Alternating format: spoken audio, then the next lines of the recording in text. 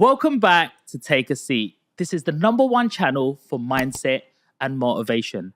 I bring on high profile guests, influencers, entrepreneurs to help inspire you. So before we get into this one, please do this one favor, and that's to smash the subscribe button. Today's guest is a born entrepreneur. He's been wheeling and dealing since the age of 12. He's been dabbling in the bars and clubs and even bought his first mobile home park at the age of 17. And that's quicker than his billionaire father. I want to know what makes this guy tick. And talking about tick, he knows a few things about watches too. So please welcome Alfie Best Jr.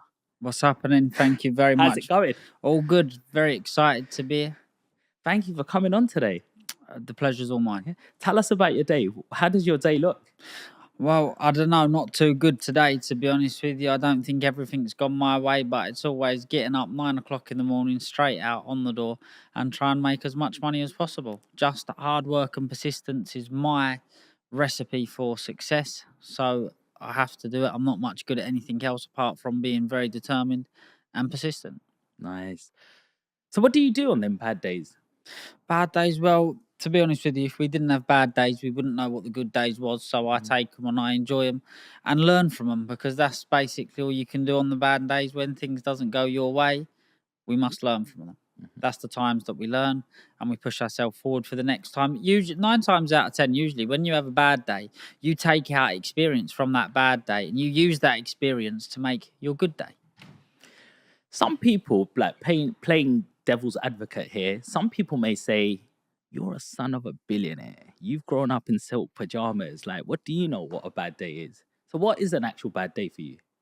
Well, a bad day is when things don't go my way, and what happens in my business, because yeah, I'm a billionaire's son, but that's a billionaire's son. That doesn't make me a billionaire. But I am a millionaire in my own right from what I've worked for and achieved. And did I use all the contacts and all the tools that I had around me, what has been inherited from my father? Yes, I did.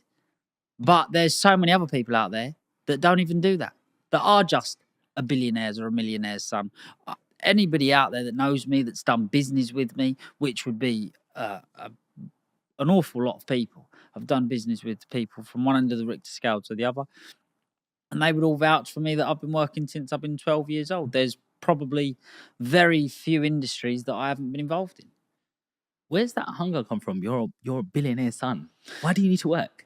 I wouldn't say that it was so much a hunger. It's just more of the upbringing that I had, that that's what we done. The men get up and they go to work and try to provide as best life as possible for our families.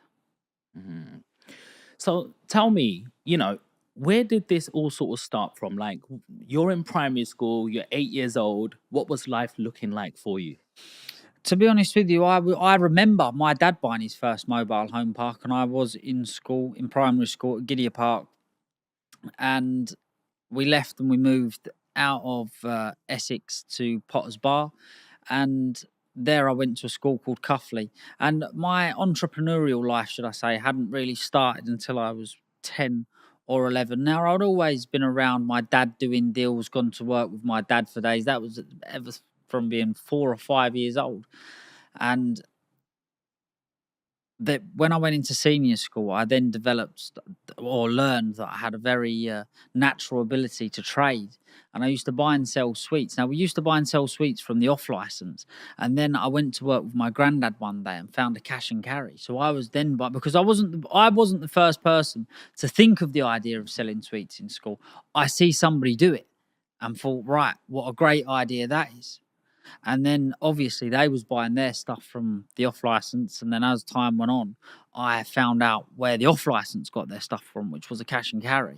And then I used to go and buy my wham bars or refreshers from there. And then following on from that, I purchased a van, and I used to go around to industrial estates and off licenses offering toilet paper, high visibility vests, work gloves, hard hats. Basically, I used to know a couple of wholesalers. How I got into it was my grandfather used to do it. So I used to know a couple of wholesalers that I used to go to and buy this and offer it. And some people used to buy it because they would like to see a young person do well. Some people would turn their nose up and think, why ain't this kid in school?